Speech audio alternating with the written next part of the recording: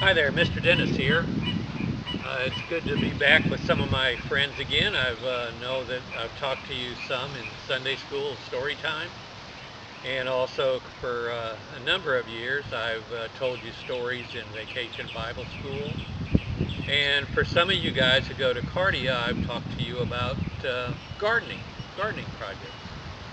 But today I'm here to read a story to you from my very favorite book, and that's the Holy Bible. And this is a story about a man who tried to run away from God, and he ended up getting swallowed by this giant fish. And it's a real cool story, and here it goes. God had a job for Jonah, but Jonah didn't want it. Go to Nineveh, said God, and tell your worst enemies that I love him. Jonah didn't like that very much, and he said, "No! Those are bad people doing bad things." "Exactly," said God. "They have run far away from me, but I can't stop loving them. I will give them a new start, and I will forgive them." "No," said Jonah. "They don't deserve it."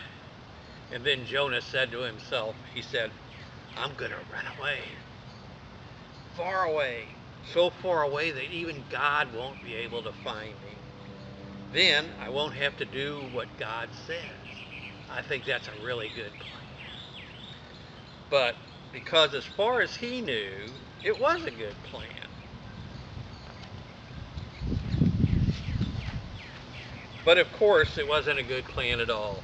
It was a silly plan, as a matter of fact, because you can run away from God, but he will always come and look for you and find you. So Jonah went ahead with his not very good plan. He went up to a ticket seller on a boat. He said, "Give me one ticket to anywhere except Nineveh." And then he boarded the boat and started sailing away from Nineveh. Well, it wasn't very long before a fierce wind blew and the boat started to lurch and pitch and roll, and everyone on the boat started turning green. You see, the first thing that went wrong with Jonah's not very good plan was that God sent this big storm after him. The sailors couldn't sail their ship properly in that storm, and they said, "We're sinking! We're sinking!" They screamed and started throwing everything on the boat overboard.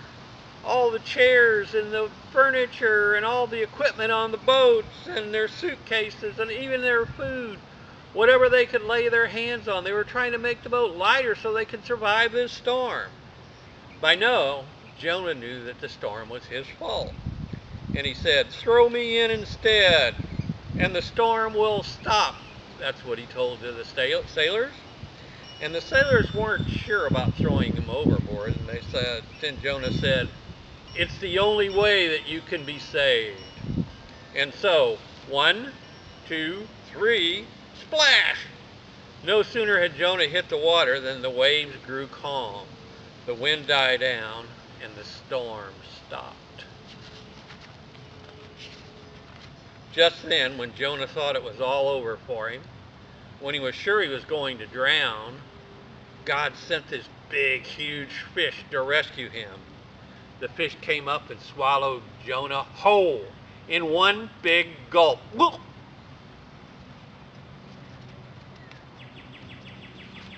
Jonah must have thought he died.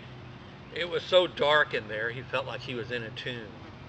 But then he smelled rotting fish, rotting food, slimy seaweed, and knew that he wasn't dead.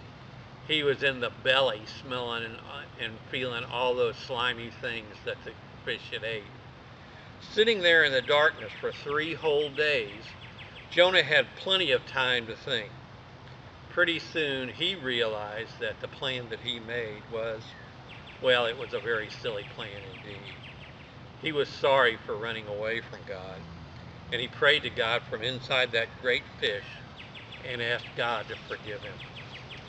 After 3 days in that fish, the fish spat Jonah safely onto a sandy beach. And just then Jonah heard someone calling his name. He said, "Jonah, go to Nineveh," God said.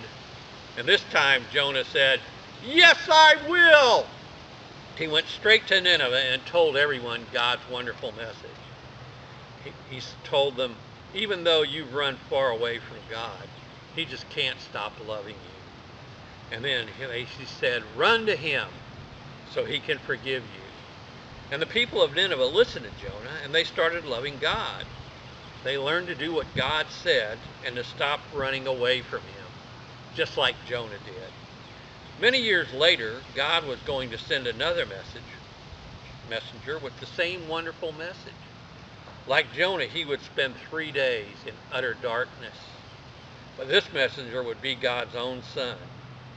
He would be called the Word, because he himself would be God's message. God's message translated into our own language so that we could understand it clearly. Everything God wanted to say, he said to the whole world in a single person. And we know who that person was, right? It was Jesus. So that was a great story. And let's end our little session here by saying a prayer, the Lord's Prayer. If you know it, say it with me. If you don't know it, why don't you take some time to try to learn it while we're on this break. Our Father, who art in heaven, hallowed be thy name. Thy kingdom come, thy will be done, on earth as it is in heaven. Give us this day our daily bread, and forgive us our debts as we forgive our debtors.